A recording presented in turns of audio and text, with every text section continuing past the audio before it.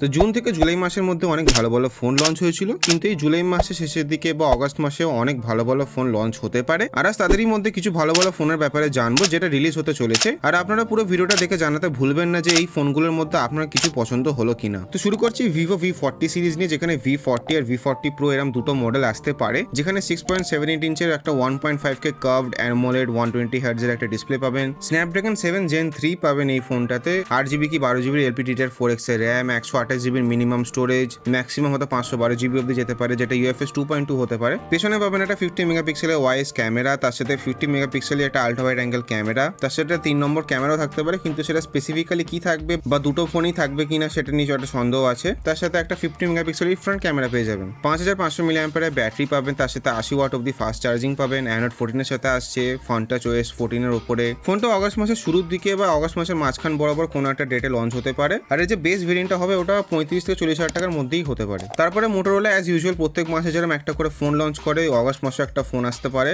যেটা হতে পারে মোটো H50 নিউ। এখানে একটা 6.4 ইঞ্চের full HD plus flat POLED display পেতে পারেন 120 হার্টজের রিফ্রেশ রেট নিয়ে। মিডিয়াটেকের ডাইমেনসিটি 7300 প্রসেসর এটার মধ্যে পেতে পারেন। 8GB মিনিমাম LPDDR 4X এর র্যাম, 265GB অব্দি UFS 2.2 এর একটা স্টোরেজ, 50 মেগাপিক্সেল ওয়াইস শুদ্ধ একটা ক্যামেরা পেছনে, তার সাথে 13 megapixel ultra wide angle camera. হয়তো একটা 3 নম্বর ক্যামেরাও থাকতে পারে 10 মেগাপিক্সেলের, কিন্তু ওটা যত সম্ভব টেলিফোটোই হতে পারে বা আদৌ হবে কিনা এটা সন্দেহ আছে। আর সামনে পেয়ে যাবেন একটা 32 মেগাপিক্সেলের ফ্রন্ট ক্যামেরা। এটা লঞ্চ হতে পারে অগস্ট মাসের মাঝখান বরাবর কোনো একটা দিনে। আর হয়তো এটা 20 থেকে 22,000 টাকা বা 20,000 টাকার আশেপাশে ফোনটা লঞ্চ হতে পারে। আর যদি ওই প্রাইসের মধ্যে লঞ্চ হয় তাহলে দুটো ফোনের মধ্যে একটা কনফিউশন হয়ে যাবে। মোটো G85 যেটা অলরেডি 17-18 হাজার টাকার মধ্যে পাওয়া যাচ্ছে, আর একটা আছে মোটো H50 ফিউশন। তো এই ফোনটা এই দুটোর মাঝখান বরাবর কোনো ফোন হবে নাকি H50 ফিউশনের থেকে একটু বেটার ফোন হবে সেটা বলতে পারবো না। ফোনটার দামই ঠিক করে দেবে যে ফোনটা কোথায় বসছে এই দুটো ফোনের মধ্যে। তারপরে আসছে Realme 13 Pro, যেটা দুটো মডেল এখানেও আসতে পারে, যেখানে 6.7 ইঞ্চের full HD plus curved AMOLED 120 হার্টজের ডিসপ্লে পাবেন। স্ন্যাপড্রাগন 7S Gen 2 পেতে পারেন, যেটা মনে হয় যে এর থেকে বেটার প্রসেসর দেওয়া উচিত ছিল ফোনটার মধ্যে। তার সাথে 8GB কি একটা 12GB হয়তো একটা LPDDR 4X এর র্যাম পেতে পারেন, আর 265GB অব্দি একটা স্টোরেজ পেতে পারেন UFS 3.1 এর সাথে। পেছনে পেয়ে যাবেন 50 মেগাপিক্সেলের ওয়াইস ক্যামেরা, তার সাথে 8 megapixel ultra wide angle camera.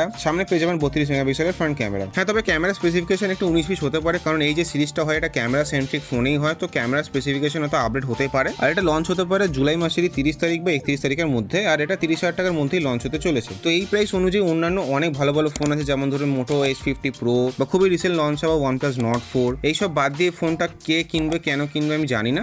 আপনারা যদি কিনতে চান তাহলে নিশ্চয়ই জানাবেন নিচে কমেন্ট সেকশন। তারপরে আসছে Google Pixel 9 সিরিজ, যেটা অগস্ট মাসের 13 তারিখ কি 14 তারিখের মধ্যেই লঞ্চ হয়ে যেতে পারে। গ্লোবালি 13 তারিখে লঞ্চ হতে পারে, আর 14 তারিখের মধ্যে ইন্ডিয়ার মধ্যে লঞ্চ হয়ে যেতে পারে, বা বাদ বাকি যা দেশ আছে। Pixel 9 সিরিজের মধ্যে আসতে পারে এবারে Pixel 9, Pixel 9 Pro, Pixel 9 Pro XL আর একটা Pixel 9 Pro Fold। হ্যাঁ, গুগল নিয়ে আসছে তার Fold সিরিজের ফোন, ভারতে বা অন্যান্য দেশেও নিয়ে যেতে পারে। তো দেখা যাক গুগল কি অফার করে আমাদের, কিন্তু সবকিছু ডিপেন্ড করবে ফোনগুলো কি দামে রিলিজ হচ্ছে। তো ফোনটার যে বেসিক একটা স্পেসিফিকেশন বলে দিচ্ছি, যেটা 6.7 ইঞ্চের একটা QHD প্লাস AMOLED ডিসপ্লে পেয়ে যাবেন 120 হার্টজের রিফ্রেশ রেটের সাথে। Tensor G4 চিপসেট পাবেন, যেটা নাকি এখন TSMC প্রোডাকশন করবে চিপসেটটার। তো দেখা যাক হয়তো একটু বেটার হতে পারে, কিন্তু এর যে 5G মডেম এখনো সেই Exynos এর মডেমটা ইউজ করবে। আর আপনারা আশা করি জানেন যে Exynos এর মডেল স্যামসাং এর ফোনে ঠিকঠাক কাজ করলে গুগলের ফোনে কিন্তু ঠিকঠাক কাজ করে না। তার সাথে LPDDR 5 বা LPDDR 5X এর একটা র্যাম পেতে পারেন, যেটা আপ টু 16GB অব্দি র্যাম যেতে পারে এই ফোনটার মধ্যে, আর মিনিমাম হয়তো 8 কি 12GB হতে পারে। তার সাথে Pixel 9 আর Pixel 9 Pro তে খুব বেশি হলে যত সম্ভব 256GB কি 512GB UFS 4.0 ম্যাক্সিমাম স্টোরেজ যেতে পারে। আর Pixel 9 Pro XL বা Pixel 9 Pro Fold এই দুটোতেই 1TB অব্দি স্টোরেজ যেতে পারে, যেটা UFS 4.0ই হবে। তার সাথে 50 মেগাপিক্সেল একটা ওয়াইস শুদ্ধ একটা ক্যামেরা পাবেন মেইন ক্যামেরা হিসাবে,